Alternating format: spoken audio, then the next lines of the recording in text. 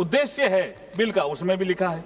आज इस ऐतिहासिक अवसर पर मैं देश के पूर्व राष्ट्रपति मिसाइल मैन, करोड़ों युवाओं के प्रेरणा स्रोत भारत रत्न डॉक्टर अब्दुल कलाम साहब को भी याद करना चाहूंगा।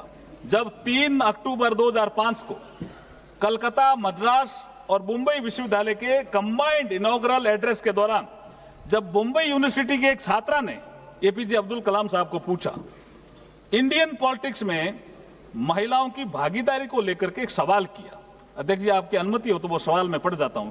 एक महिला ने, लड़की ने पूछा, what is the future of woman in Indian politics when all the political parties are opposing the women's bill. ये सवाल पूछा। एपीजे अब्दुल कलाम साहब ने क्या जवाब दिया?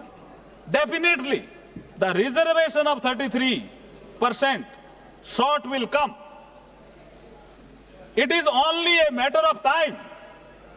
Success generally does not come without encountering problem. This is what women have to do collectively for getting the bill passed. ये समय आज आ गया है।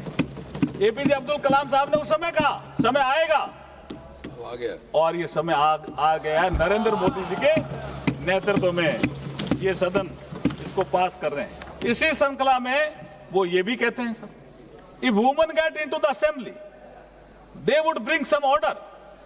We can also hope to see development politics instead of political politics if more women enter the seat. ये APJ Abdul Kalam साहब का भी सपना था जो आज नरेंद्र मोदी जी पूरा कर रहे हैं। विधायिका में नारी शक्ति का बढ़ता प्रतिनिधित्व हमें डेवलपमेंट में और निर्णय प्रक्रिया में भागीदार महिलाओं को बनाएंगे तो हमें इसका देश को लाभ होगा। आज मैं बड़ी विनम्रता के साथ ये कहना चाहता हूं कि प्रधानमंत्री श्री नरेंद्र मोदी जी के नेतृत्व में कलाम साहब के इस विजन को ही चरितार्थ करने का ऐतिहासिक कार्य संपन्न किया जा रहा है।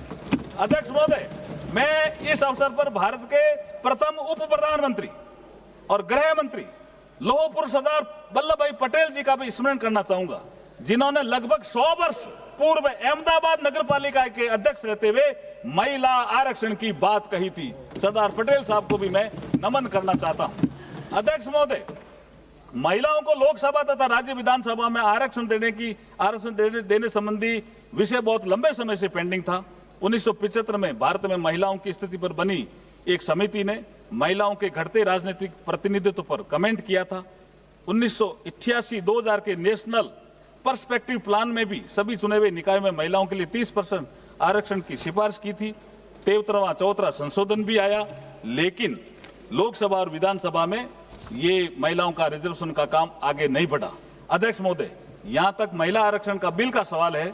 सर्वप्रथम ये बिल 12 सितंबर 1996 को श्री एच.डी. देवेगौड़ा साहब की सरकार के समय संविधान का 81वां संविधान संशोधन लोकसभा में पेश किया गया। बहस के बाद इसे गीता मुखर्जी की अध्यक्षता वाली संयुक्त संसदीय समिति को सौंप दिया गया। गीता मुखर्जी कमेटी ने 9 दिसंबर 1996 को अपनी रिपोर्ट सौंपी, परंतु 1996 में 11वीं लोकसभा के खत्म होने के साथ ही ये बिल खत्म हो गया। इस दिशा में अगला प्रयास आदरणीय श्री अटल बिहारी वाजपेयी जी की सरकार में 14 दिसंबर 1998 को संविधान के 84वें संविधान संशोधन विधेयक 1998 में पेश किया गया, परंतु 12वीं लोकसभा के खत्म होते ये प्रयास भी समाप्त हो गया। अटल बिहारी वाजपेयी जी की अगली सरकार 13वीं लोकसभा में 23 दिसंबर 1999 को संविधान का 85वां संशोधन विधेयक 99 में पेश किया गया, परंतु राजनीतिक पार्टियों